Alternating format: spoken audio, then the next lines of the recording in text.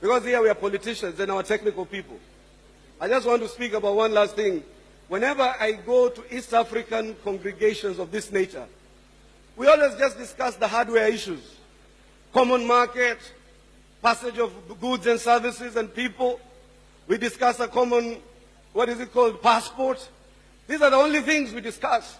But we are not candid enough to discuss about the software of our integration, common standards of democracy, common values. We cannot pretend that we are integrating when we are led by dictators and our people are suffering, when people are looting our economies. So these are some of the things we must say very, very honestly to one another. You cannot on one side be saying you are whatever country you are, and you know that your president is pulling the nails of his opponents and putting them in jail and never allowing them to do anything. So we must, as members of parliament, we must be honest to one another. We must tell one another that integration must be about common values. And these are the things we never talk about. The passports will take care of themselves. The common market will take care of themselves. But we must have common standards of democracy.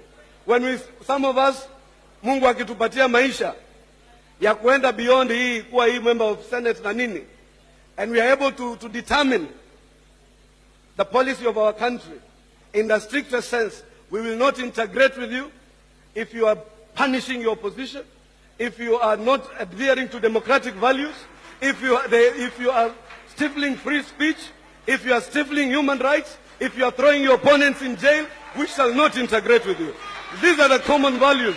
Let us not come here. Let us not come here every day and play soccer over post-election violence, play soccer over people who are over skeletons. So I'm talking because I can see a lot of the Kenyan parliamentarians are very excited about it. Because in Kenya, we might not be perfect, but we are a true democracy. You cannot jail the opposition. You cannot frustrate the opposition. Opposition can raise its claim. So even here, we are integrated. We are from different parties. My captain is from a different party. He's from the same coalition. Others of a different coalition. We have freedom of speech. We have freedom of movement. The media is broadcasting us live.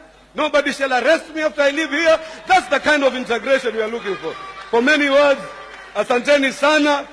Tuacheni mambo ya kuja hapa kudanganyana habari ya pasipoti na huku naweka watu yako kwa jela.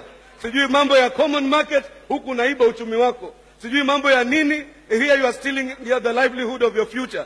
Unasema nini na huku unafanya corruption.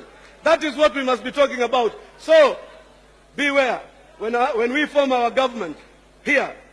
Kama wewe you are a dictator president, we shall not pick you up from JKIA. God bless you.